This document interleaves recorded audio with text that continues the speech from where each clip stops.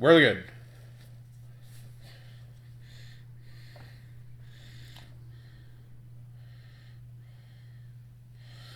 So we've got the Koty Angeloff, who just made it to top 4 over Elvis Vu. And we have Crazy Lazy, who is Tanner Von...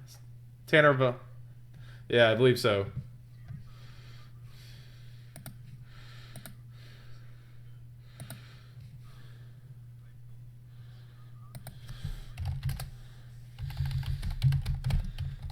Oh. Yeah, they're already there. You should be on there already.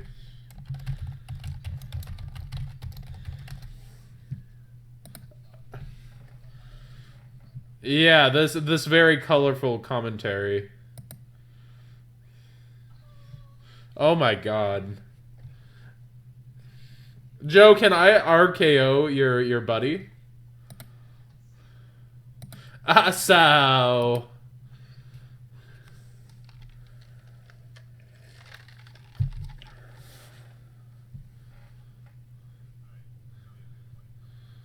Yeah.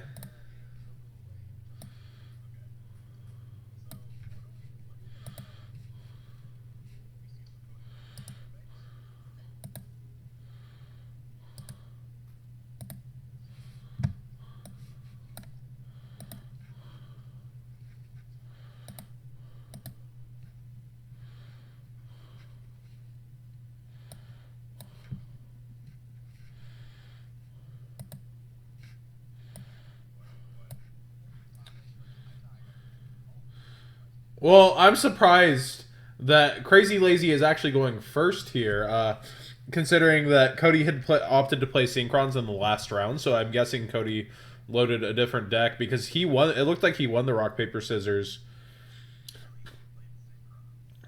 Yeah. He OTK'd. He went first and OTK'd Elvis game 1. And game 2, it was just, it looked like Elvis couldn't get anything going. It was the Crystal Blanc deck.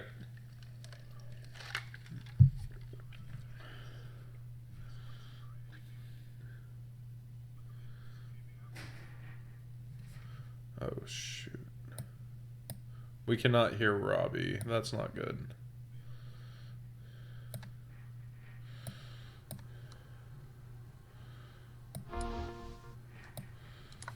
Wait. How can you guys not hear me? Give me a second. My thing's bugging out here. Let me see if that has you, I don't get why they can't hear you, because we just had Spencer on and they could hear Spence. Hello? Oh, they hear him now. Okay, so should be fixed. That's really weird.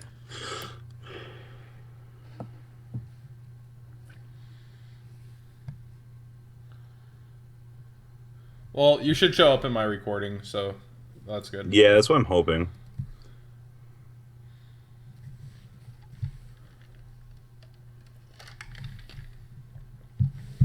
So that Veiler.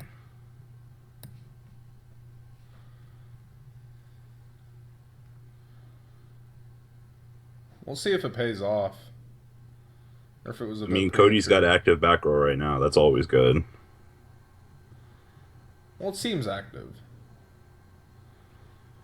He's got an active Ptolemaeus if there's no Ghost Ogre. I'm surprised he didn't activate Ptol. Okay, yeah, he's saying he's probably going to go into pull during standby.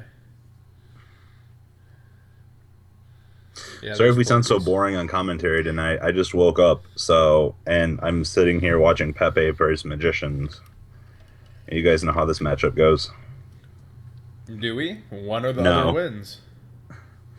I mean, I feel like Tanner opened up strong compared to Koty. I mean, I understand Koty's got a Pleiades with 2 back row, but that plush is just kind of chilling there. I mean, ready to eat a Wavering Eyes.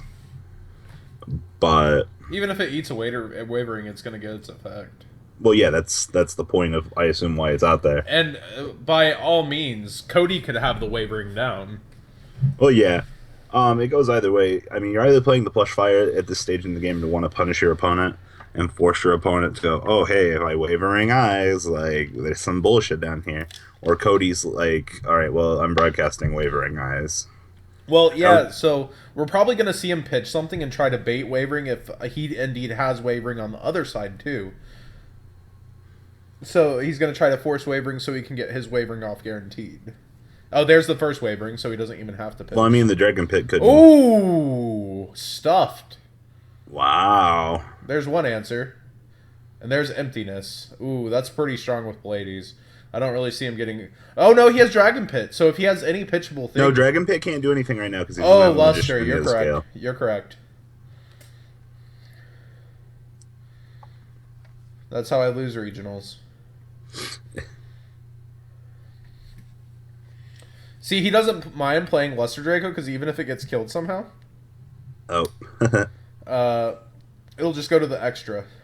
Yeah, and plus, I mean, he's got the free Polites bounce here. Like, I don't know what he's worried about at this stage in the game. Siding, please wait. Yeah, what a lock. Emptiness and wavering. I hear these cards win games. So yeah, Cody did have the wavering though. That's pretty good.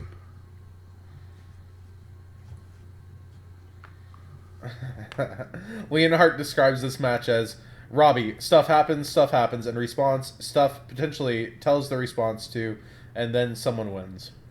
And then no, someone gets soft locked because But huge shout outs to trollandtoad.com for sponsoring this tournament. We are in the top 4 of probably one of the most competitive online tournaments, if not the most competitive online tournament that exists. yeah, this has been very good. I'm really glad with the attendance that we've had this time around. I believe that this is the 5th tournament that we've had in our series throughout the course of a year. Last year we had these through November, December, and January. And seeing quite a lot of the old familiar faces returning to the scene here, like Tanner. We had Jeremiah Langston, who's in top 4 now. Nad here made top 4 this tournament as well. He's a newcomer to the series, which is really good. I do want to point out, though, in this game, Tanner really does not like fear going first here. I mean, we've been seeing Cody capitalize off of it, but the way that things are going so far, ooh, that's strong. That side choice. What do you call? Nope, Joker. And thanks for that follow, Mouth from the South.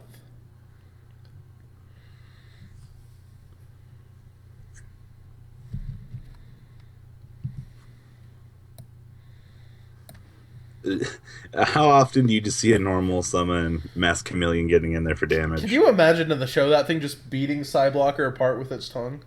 Oh my god, it's like a lick-a-tongue. Just so much abuse. Blah. Exactly, lick-a-tongue. So, Cody is now over 9,000! Why do we just see big beaters coming out of nowhere here? Like... Well, I'm guessing that's another scolding down, and I'm guessing Cody's playing with all these sets both games. I'm sort of getting the hint that there's some kind of artifact or responsive down. Like, maybe he has his own anti-spell, and he's waiting to abuse it. Thanks for those follows, guys. I mean, hey, you get to freeload in the extra here.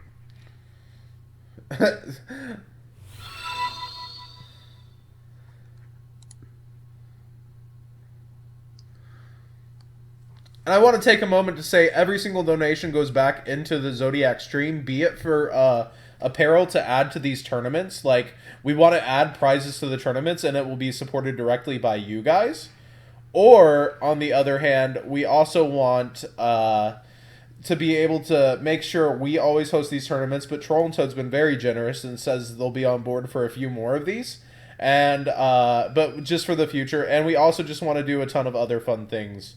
So you can we have all the donation options down below, and you can choose where your donation goes, and your donation shoutouts will appear on YouTube when we have feature matches going on. So far, so good. Oh, we got 0 attack. Pay 500, do 600.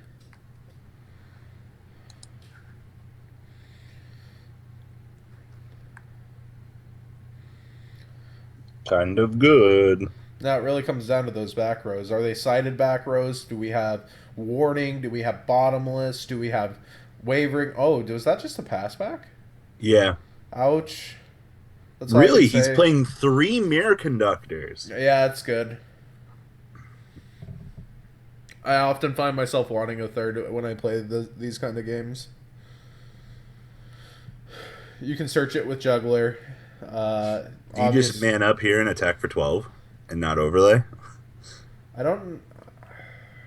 This is a tough one. It depends on what Like, he drew.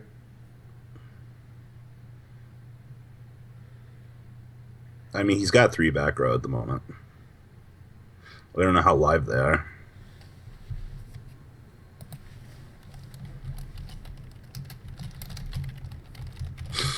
Hmm.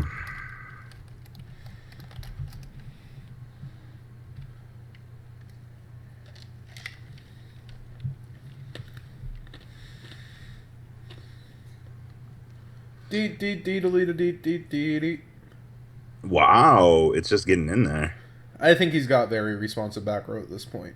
He feels comfortable. He's over 9,000 still. He's got a damage conductor. He's got 4 back rows. One has to be wavering, I imagine. One has to be possibly warning. Like, I just don't see him losing. Mechanical Hound. You want to see that earlier, not later, so it's a good pitch now.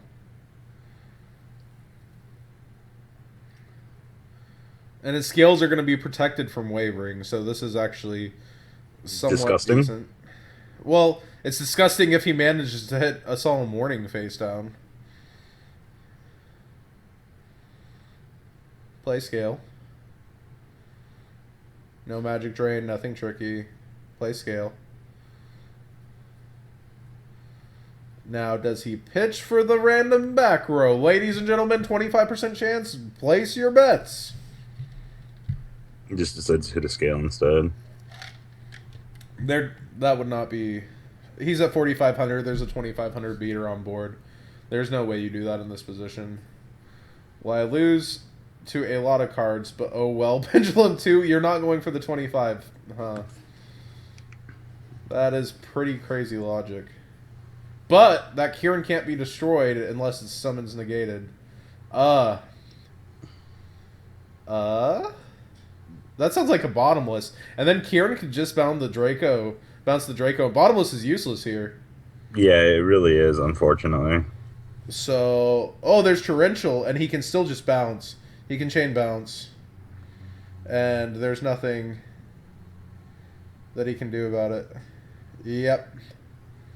Oh, wow. What a strong position, and Kieran's abusable motives just come out clear as day. And now if he doesn't even have to destroy the scale. There's only 2 in hand, and that was his 3rd damage conductor. So unless he shuffles them back with an Emerald somehow, he's not going to be able to use Draco's effect.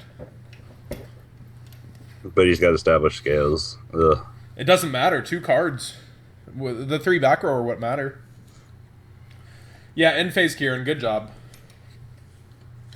Oh, So man. these back row weren't that live. Yeah, he actually wasted his Torrential there. Just completely. I think he wanted to, like, maybe try to bait him into not using Kieran.